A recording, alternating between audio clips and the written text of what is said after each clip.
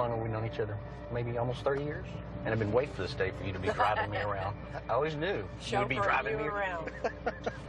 This week, I don't have Yolanda with me. Watch that car, watch that jogger. But I've got my longtime friend, Detective Alan Brown, to help us look into one of the most horrific murders we've ever seen. So we're talking about a 9-year-old case? 9 years, yeah. Everybody in the town knows about it? His family's well known here. We're in Paducah, Kentucky to look into the 2006 murder of 81-year-old Dr. Frank Shimwell, the town's beloved doctor. On the afternoon of July 24th, Frank's wife Penny got home to find the house on fire with Frank still inside. 911, where's your emergency? I can't get in the house with my husband at 4200 Butler Lane. It's the fire, and I can't get in there to him. When the fire department showed up, they found Dr. Shimwell's body on the floor, burned beyond recognition.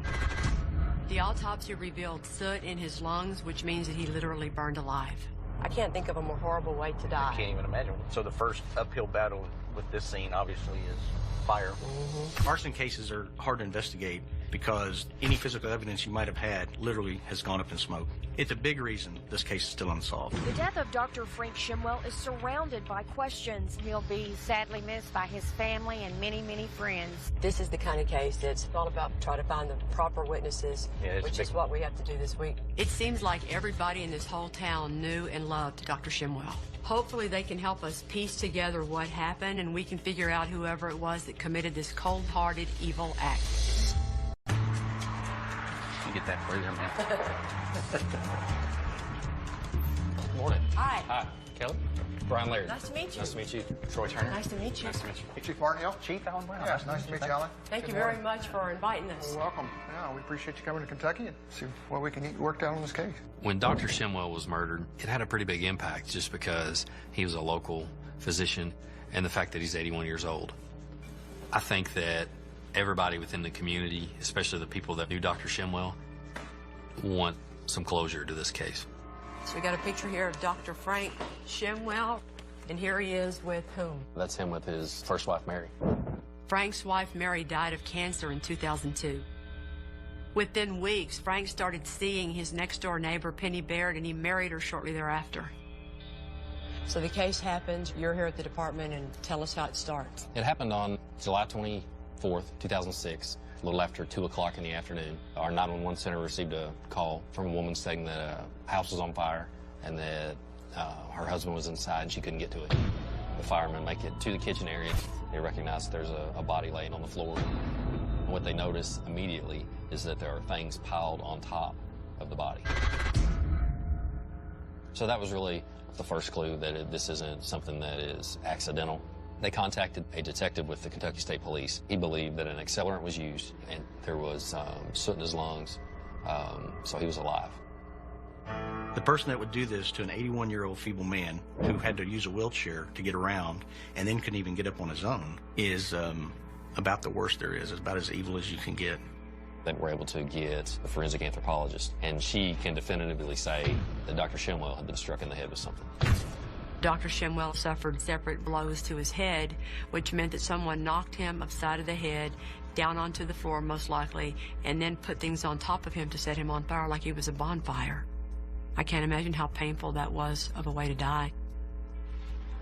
So guys, let's start with Penny Baird, who's one of our suspects. She's his wife. She's his wife and is half his age. She's 40, and he's 81. She's married to him 9 months after his wife's death. Can we say at the time she married Dr. Shimwell, her financial situation was a lot different than his?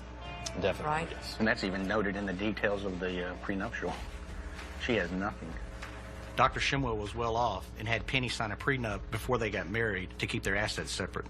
But after the wedding, Penny worked real hard to get control of his money. She gets him down there and changes the trustees from his daughters to her. Then she revises his will and puts her in charge of everything. Any kind of prior criminal history? Nothing that was violent, but she has had several run-ins with the police.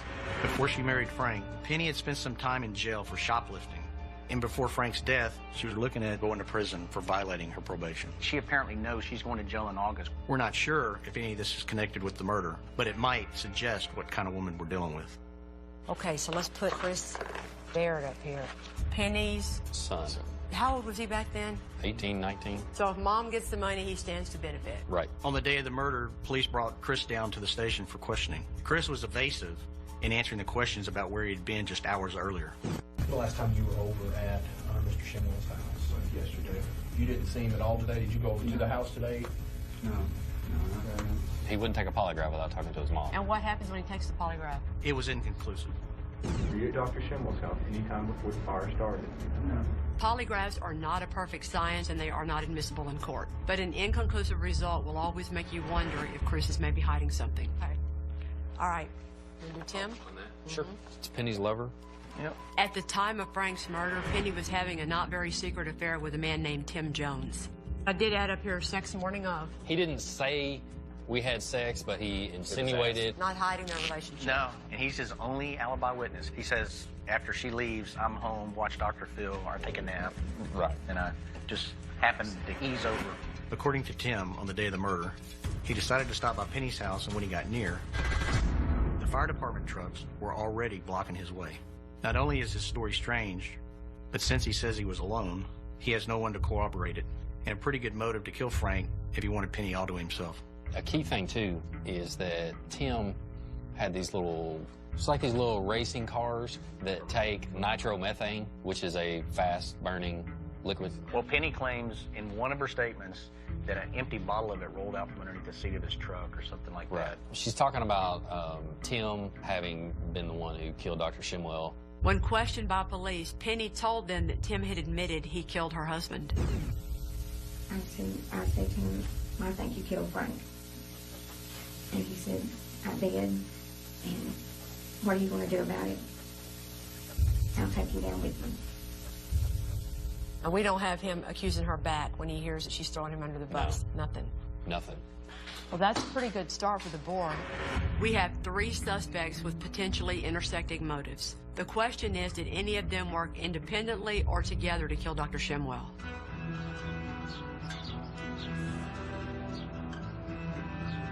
We are going to meet Dr. Shimwell's grown children today. Hi. Catherine, Carolyn, and also Alan. Why don't y'all tell us about your dad? He was very smart. He had such a funny sense of humor and just, you know, a real dry way of saying things. He loved nature. On Sundays, he would always take us for picnics. He was incredibly strong. We'd go on a hike, and we would get too tired to continue, and he'd scoop one up on one arm, and he would take off. And his marriage with y'all's mom? They had fun together. I mean, he expressed so much distress, you know, during the time Mom was dying and afterwards about being left alone. He hated that. Well, when was it that y'all first realized that your dad was even considering dating Penny? I'll tell you when I first knew. Our mother was in the hospital and she was dying. And I asked Daddy, I'm going to get some dinner, you know, would you like something? And he said, oh, don't worry about that. Penny's brought a casserole over and I have plenty of food. She was bringing him food already, you know, before our mother was even dead. And there was never a time where y'all went to confront her or individually headed out with her or anything? Oh, yeah, we did. I was going to say, how could, I mean, we did. How could you not? I don't know. She just had this gloating look on her face, like she knew it wasn't going to matter what I said, that she had this. I think that's every child's nightmare for their parent. If they marry gold digger wife number 2 or 3, you don't like it. And you want to tell your dad, no, you can't marry her, but you can't. You can't stop him. Thank you. You have to hug me. Alrighty, I will.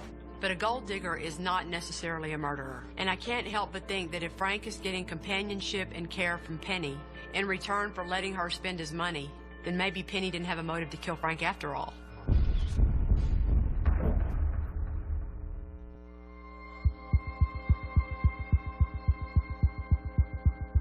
Think about how old that house is. Dr. Shimwell was born there and was raised there, and then he had his kids and he raised them there. Yeah. We're on our way to the house where Dr. Frank Shimwell was bludgeoned and burned to death in 2006. Oh my God, look at that place. It's a nice house. Frank's wife, Penny, inherited most of the assets after he died, but his children inherited the house, which they sold soon afterwards. Morning, guys. Chief? Fire Chief Steve Kyle was one of the initial responders. Okay, let's go inside and tell us what all you saw. And today he's trying to help us figure out what happened. So when you got here that day, Chief, and you came in the kitchen, what all did you see? It was immediately evident that this was the room of origin. This room had the most burn damage. Dr. Shimwell was in the fetal position with his head right where the oven and table came together. We know Dr. Shimwell was found on the floor with 2 fractures to his skull and a filing cabinet resting on top of his body. The question here is, how did he end up like that? Okay, so I'm Dr. Shimwell, and I'm sitting here watching my TV. First thing you think the murderer does is what? We know there were 2 blows to the head. So if you take blow number 1 and hit. Okay, so he's down here on the ground. All right, at some point, there's a second blow delivered. And you take this filing cabinet and you throw it on top of him, and then the books are piled on top.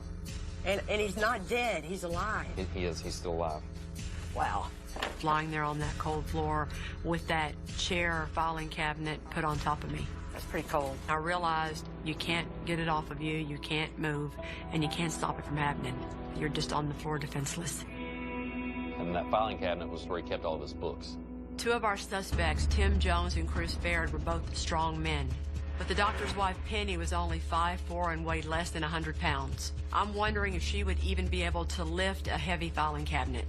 How heavy is that? If it didn't have much in it, it wouldn't be that heavy. And that filing cabinet was directly in front of him, like a small 2-drawer filing cabinet. I mean, think about it. If you have Penny who's 80 pounds, bringing it from a whole nother room all the way in here, but if it's in the kitchen, you just have to turn it over. The filing cabinet was much smaller than I thought it would be, but now that we know how close it sat to where the murder happened, I don't think we can rule Penny out at all. Once his body was removed from the scene, we found that the fire had burned all the way through the floor in an area near his head, and where it actually went through to the basement. What does that mean? That there was a flammable liquid there that could make that kind of burn. Okay. Often in a fire, the victim's body will protect the floor from burning.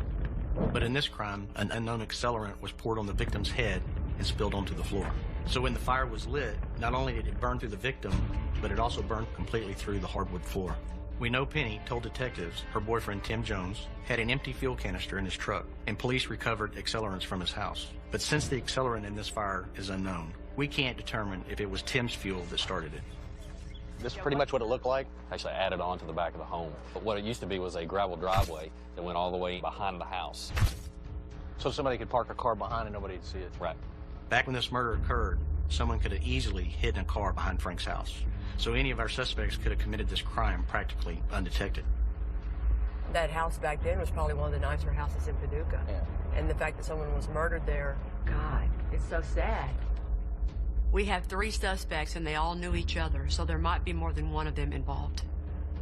We need to look at their alibis to see which of them had the opportunity to kill Frank. Up here are the things that we think we know for sure.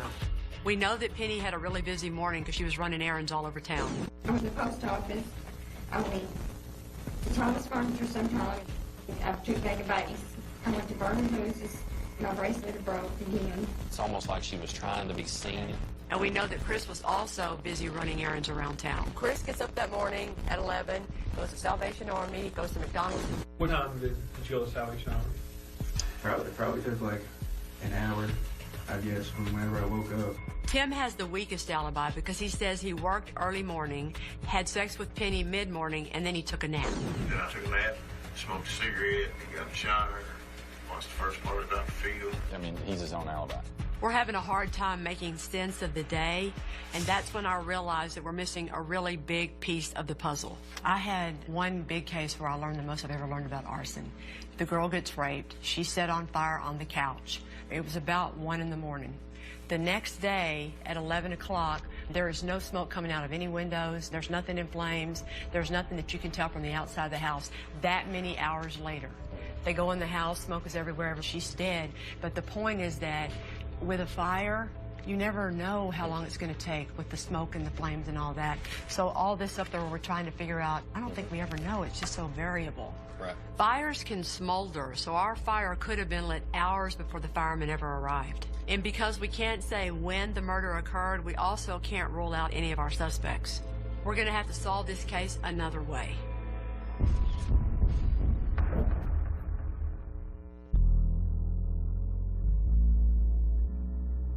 We are in Paducah, Kentucky, investigating the 2006 murder of 81-year-old Dr. Frank Shimwell. We need to focus on motive, and at first glance, it seems like out of our 3 suspects, no one had more of a motive than Frank's wife, Penny. Why would Penny marry him? Money. He said it's not a sexual relationship. I thought like anybody else that sees somebody young married old man, it's all about money, I figured. She's manipulated by money. I mean, that's all her concern was. She got a house, then there was a pool, then remodeling, and maybe some plastic surgery. Well, obviously, you're a man that has a lot of money. He's your sugar daddy, but I think she took pretty good care of him, really. Probably more like a nurse would. Instead of a husband-wife. Okay. Penny definitely enjoyed her newfound fortune when she married Frank. But if Frank was agreeing to that and Penny cared for him, then why would she kill him? We're going to go try to track down Brenda. Brenda Thompson is a home health aide who helped Penny take care of Frank since he was basically housebound. She should have firsthand knowledge of their relationship. I fell in love with him because, you know, he was just such a good guy, and I just couldn't believe somebody did that. As your professional opinion, was he being taken care of like he should have been taken care of? No, sir. Oh, it was terrible. The house was real dirty, and Dr. Shimwell was dirty. I don't know when's the last time she gave him a bath or nothing. Is there anything that she wanted done? She just called to check on him, and then, in the background you could hear music like he was at a bar or something, This is interesting because it seems Penny's not upholding her end of the bargain in taking care of Frank. Is there anything else that you can remember? Let me see, 06. Yeah. My son at that time, he had a business. Okay. And she asked me if my son could get her son a job because he didn't have a job. She said, well, he don't have no money. Even though she wasn't taking care of Frank, Penny had access to his money. Chris, on the other hand, was broke, so he could have been trying to hasten an inheritance.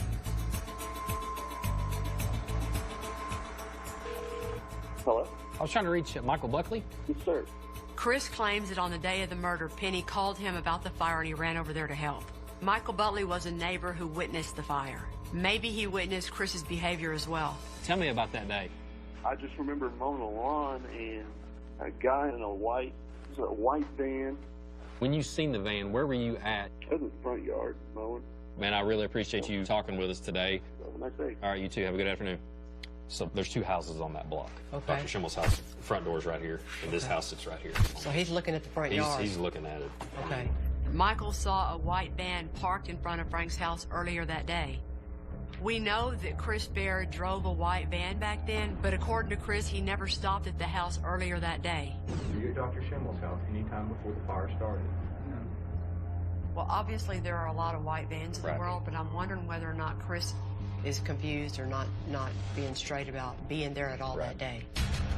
We need to talk to Chris to get to the bottom of this. Can Chris talk to us?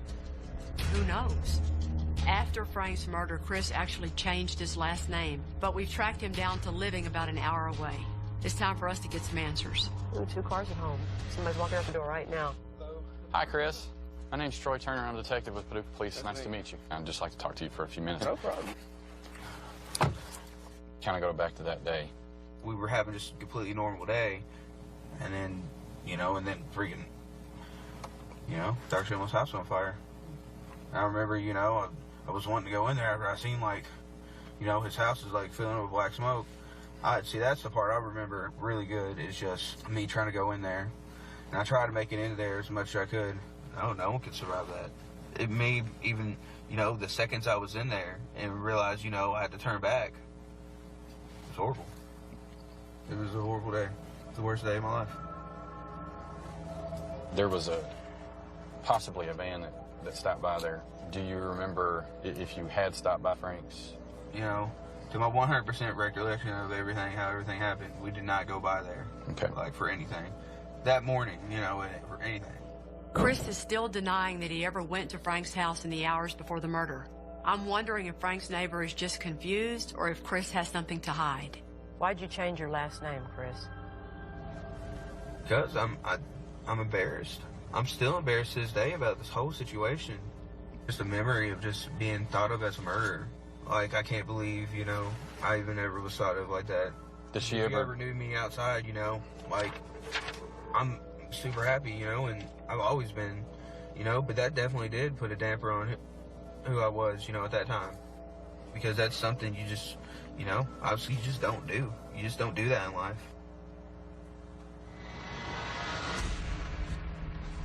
Though Chris sounds completely innocent, we're still not sure what to think. Chris's wife Amanda is here, and she was with Chris on the day of Frank's death. We need to see if her story matches his.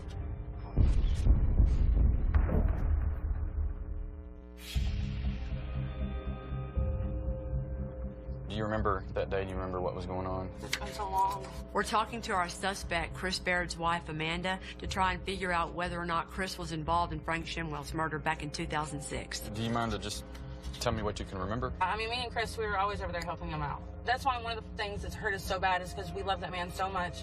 And for it to ever be thought that we ever had any part of anything that happened to him, it's just life-crushing for us. Like, y'all don't understand. This is, like, really just messed our entire lives up. We still have the van to this day, so anybody can run tests on it because they want to say that the van was there that day. We're not getting rid of the van because of that. You know what I'm saying? Like, in the years since the murder, Chris and Amanda have heard that Frank's neighbor may have seen Chris's white van that day. But they didn't get rid of the van. They kept it. there's nothing that we could have ever done to hurt that man. I didn't know Dr. Shimwell, but He was a good man. he, you know, no one deserves He was that. so happy the other day. I told him about marrying Chris. All right, well, thank you. That was interesting. Moving away, keeping the van. Wow.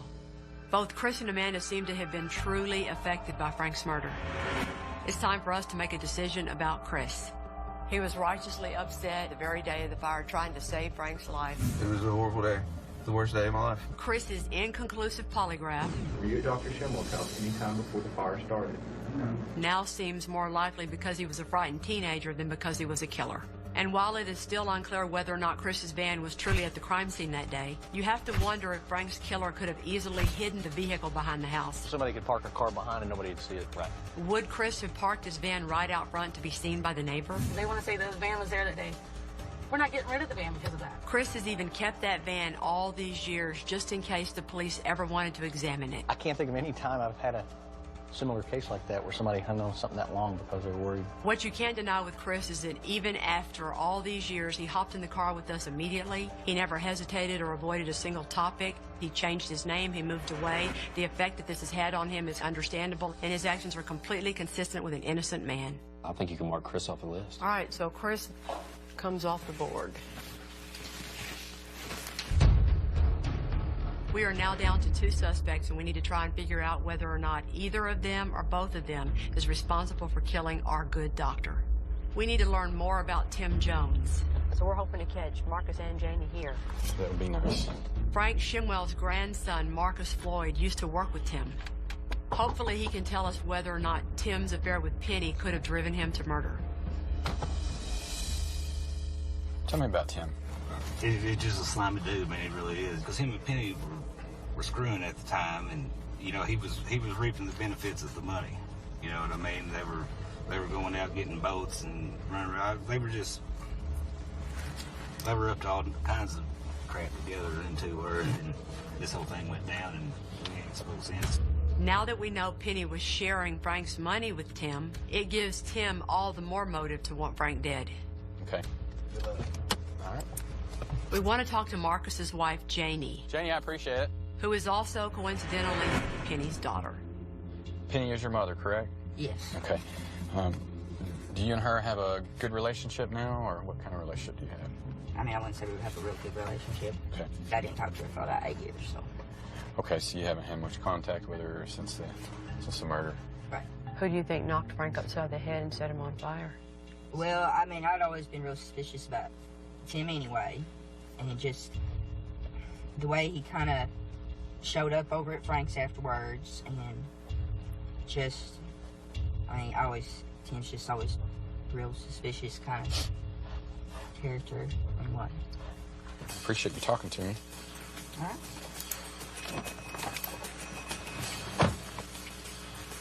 Tim Jones has a bad reputation, pretty good motive, and his story can't be corroborated by anybody. Let's call it. If we're going to clear up Tim's involvement in Frank's murder, we're going to need to talk to him face to face. Hey, is this Tim? Yeah. Hey, Tim. This is Brian Laird with the police department. I've been working on this old Shimwell case. I was hoping that maybe you could just help me maybe get a better understanding of things. Yes, I can. There's old Timothy.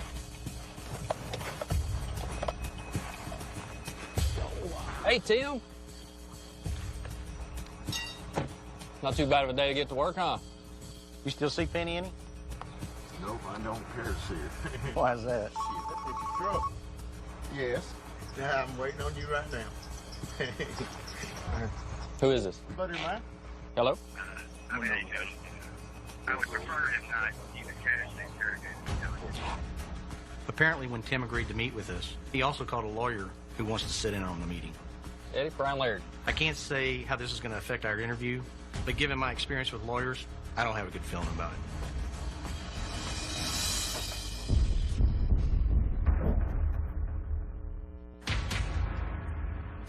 We're talking to our suspect, Tim Jones, and his lawyer, or at least we're trying to. I don't think y'all went the right way. Okay. I think y'all had your blinders on, so I don't think they'll ever find out what happened. What was your understanding, I guess, back then, what direction the police were headed with that? There was a couple of times where the focus had shifted to you. Well, of course. You know, the stuff that Penny was saying, she basically said that you did it. Did you know that she had said that? Okay. We had just started the interview with Tim Jones, and his lawyer calls time out and wants to chat with him without us in the room. I got a bad feeling about this. If you wanted to say, I didn't kill Dr. Shimwell again, you could even say that. But I just don't know enough to go forward with this right now. Okay. We're just trying to figure out who killed an 81-year-old man and set him on fire. That's it.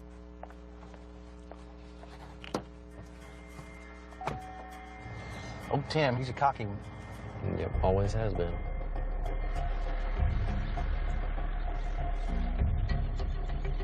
So it doesn't really help us resolve anything one way or the other, what to do with Tim. It's frustrating. With Tim shutting us down, we can't eliminate the notion that he might know something, but we can't force him to talk to us. So now we need to focus on Penny. Bill, this is Kelly. Hi. Nice to meet you. One of the most damning pieces of evidence in any investigation is when a suspect changes their story. How are you doing, sir? So we want to find out what all stories Penny has been telling about what happened to Frank. I've had some good luck using reporters. In 39 years as a reporter, I never saw a case that took so many twists and turns. There had to be a couple of times where you hang up the phone going, geez, I can't believe she said that. Yeah, Shimwell's first thought, her husband's caused by fire from a candle. Right after the fire, Penny said Frank burns a lot of candles, and he caught his arm on fire last week. So that's the beginning of her story. Right. And so her point by saying that, you think, is what? It was just a big accident. And then she said that she no longer believed that her husband's death was an accident. So now we got a brand new story. Yeah. She kind of gave me the notion of she didn't do it, but she thinks somebody did it. And this is a July 22nd, 2007 story. Shimwell returned to her original belief that her husband's death was an accident. And she talked about she didn't know the cause of death, came home and there were flames in the kitchen. It was almost out when the firefighters, finally got there. She made a statement to me that she was with her husband and that he spilled alcohol on himself, and then his sleeve caught on fire by a burner, and he died due to the fire. She was telling you that she's in the house when this happened. To me, that's an admission that she was there. At the time of the fire. Yeah. Penny claimed the fire was a candle accident, and then she said it wasn't an accident, that somebody else did it. She said she came home and found the fire, and then she said she was actually in the house when the fire started. Her stories are crazy. They're all over the place. But the question remains, if Frank is giving Penny everything she wanted, why would she want to kill him? We know that while Frank was initially reluctant, Penny eventually convinced him to sign many of his assets over to her. You can set up, Frank. When you examine the financial documents, the same notary witnessed many of them. A woman named Denise Culp, who worked for the drugstore that was owned by Penny's friend. If she saw Penny and Frank discussing the money, she might know if those conversations ever got ugly. The first time I dealt with her, she came in and said she was needing a notary, and said she had Mr. Shimwell. I went out to the car, and Mr. Shimwell was out there, and from that was the only time I ever saw him. From that point on, she came in without him and just wanted me to notarize his signature. She'd bring things in already signed, of which I know is wrong. Believe you me, I have changed my tactics. Penny had an understanding with the drugstore. and was always trusted when she asked to get things notarized. Denise was carrying on with this tradition, but was doing so with some pretty important documents. Okay, so this is a post-nuptial agreement where it explains that she gets everything, okay? Frank Shimwell's signature is on here, what appears to be his signature, and you didn't see him sign this? No, I did not. Okay. But that's your... That is mine. Okay. I wish I could say it wasn't. Would you normally sign this? I mean, because this seems kind of odd. Not for anyone else. But maybe for her? Only because of the relationship. With the drugstore? Okay. Ms. Culp, I appreciate you being honest. It might have been an error in judgment, but it clarifies things for us. Denise notarized documents that ensured Frank's money and assets would go to Penny, Thank you, Ms. Cole.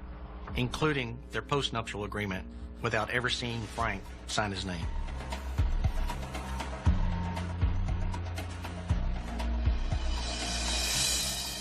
On July 10th, Okay. you know, we've got those documents where she was creating the post-nuptial. Since our meeting with the notary has called all of our financial documents into question, we're going back over the files. Tell me the exact quote on the note. It says, I, Frank A. Shimwell, reject the post-nuptial property agreement. We have evidence signed by Frank proving that he had become aware that Penny had drafted a post-nuptial agreement, signing his assets over to her. I do not want my personal property and all my money to go to my wife, Penny Baird Shimwell, when I die. A post-nup that he did not agree with and was actively disputing just 14 days before his murder. Signed, Frank A. Shimwell. That's huge. You gotta wonder if, especially because she knew she was going back to prison, Penny realized that her days of taking advantage of Frank were nearing an end. Have we hit all the high point manipulation of what Penny did? Yes. If she confesses, I'll buy drinks and dinner. Paducah PD drove by Penny's house and observed that she'd gone to a local craft store. So we're headed there now to catch her off guard. We're just going to catch her when she comes out. All right. I'm just going to take my coat off.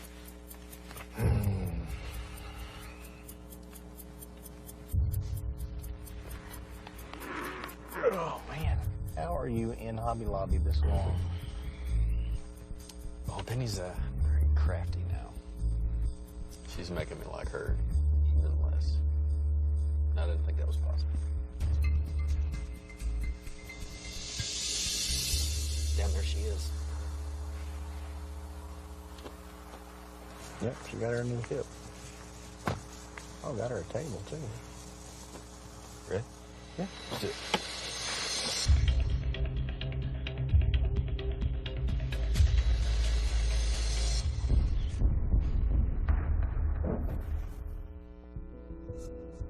Hey, Penny, how are you doing? Good. You remember me? No? Okay. My name is Brian Laird. I work with the police department. Hey, man, you shot for a long time. Did you get some good things? Okay.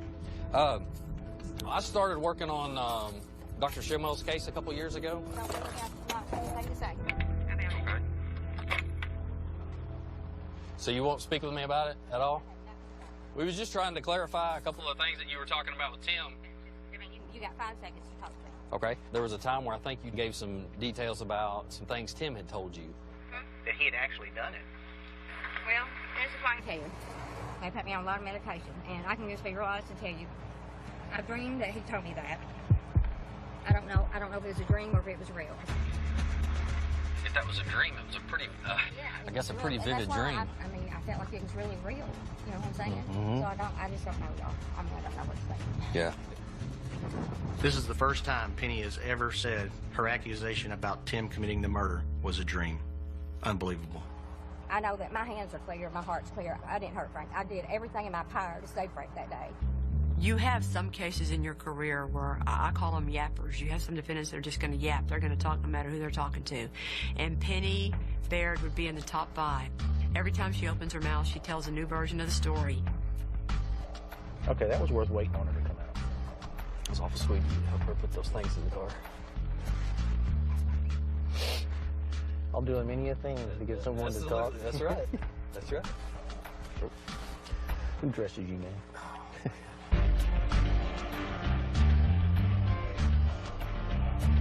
Penny's newest story is that when Tim confessed to her he killed Frank, it was all a dream.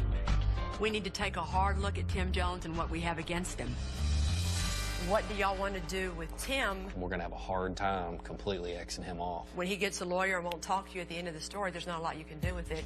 We don't have any credible evidence to show that Tim was involved in the murder of Frank. But there is no doubt in any of our minds that we've got a circumstantial evidence case against Penny. You have all these financial documents and how she planned the whole getting married and the will and the post-nup. It seems clear that she married Dr. Shimwell for his money, not for love. The house is real dirty, and Dr. Shimwell was dirty. Penny not only wanted Frank's money, she may have gone behind his back to get it. She came in without it and just wanted me to notarize his signature. In the weeks before the murder, you gotta wonder if Penny realized her days of taking advantage of Frank were numbered, especially since she was headed back to prison and she had a lot to take care of before she left. I, Frank A. Shimwell, reject the postnuptial property agreement. And Penny has told inconsistent stories about Frank's murder for the past 9 years. She was there at the time of the fire. And her latest version, oh my God, what a doozy. I don't know if it was a dream or if it was real. Look at this. This is fantastic. I think it's a pretty strong case. Go take it to your Commonwealth attorney. Go take it to him. Let us know what happens. All right.